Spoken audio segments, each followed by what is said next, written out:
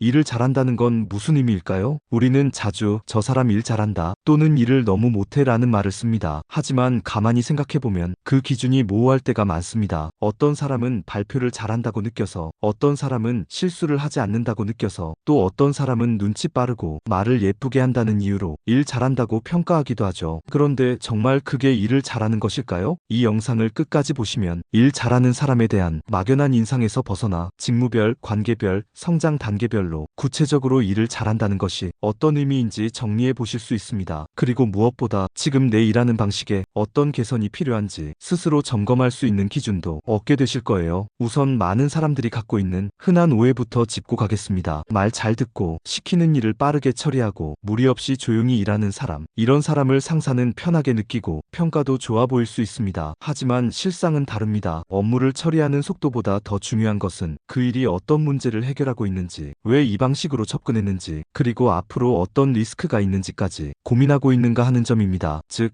단순한 지시 이행 능력만으로는 일을 잘한다고 할 수 없습니다. 자기 판단력과 상황 판단 능력이 있어야 진짜 일 잘한다는 평가를 받게 됩니다. 직무에 따라 그 기준도 달라집니다. 예를 들어 영업직은 매출이나 고객 유지율처럼 수치로 성과를 평가받습니다. 하지만 그 수치가 만들어지는 과정엔 고객 신뢰, 문제 해결력, 설득력 같은 다양한 역량이 숨어 있죠. 기획자는 아이디어보다도 문제를 정의하는 능력이 핵심입니다. 왜 이게 문제인지, 어떤 맥락에서 발생했는지, 그리고 어떻게 풀어나갈지를 구조화할 수 있어야죠. 개발자나 디자이너는 더 복잡합니다. 결과물의 퀄리티뿐 아니라 협업 과정에서의 커뮤니케이션 능력, 변경 요청에 대한 유연성, 그리고 문서화나 공유 능력도 매우 중요하게 평가됩니다. 그렇다면 일 잘한다는 말은 누가 할 때 진짜일까요? 상사와 동료는 서로 다른 기준을 갖고 있습니다. 상사는 믿고 맡길 수 있는지, 중요한 순간에 알아서 판단하는지를 봅니다. 보고는 명확한지, 사전에 조율을 해오는지, 리스크를 얼마나 잘 감지하는지도 중요하죠. 반면 동료는 내가 편하게 일할 수 있는지를 봅니다. 협업할 때 말을 잘 맞춰주는지, 정보를 제때 공유하는지, 함께 일할 때 스트레스가 없는지를 중요하게 생각합니다. 그래서 진짜 일 잘하는 사람은 윗사람에게만 잘 보이는 사람이 아닙니다. 위와 옆,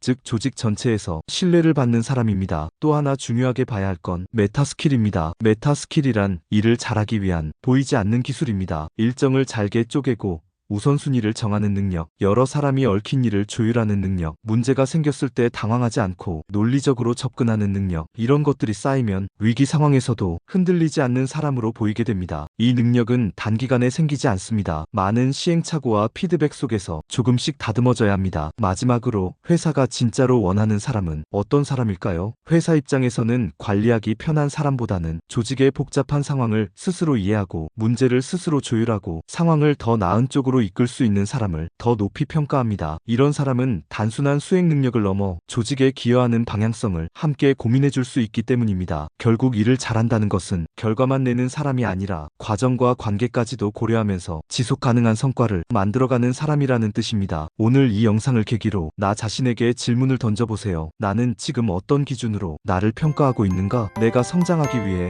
무엇을 더 채워야 할까? 내가 일을 잘하는 사람이라고 느낄 수 있는 순간은 언제일까? 막연했던 일잘러의 기준을 조금 더 구체화하고 일하는 방식을 점검하는 데 도움이 되시면 좋겠습니다.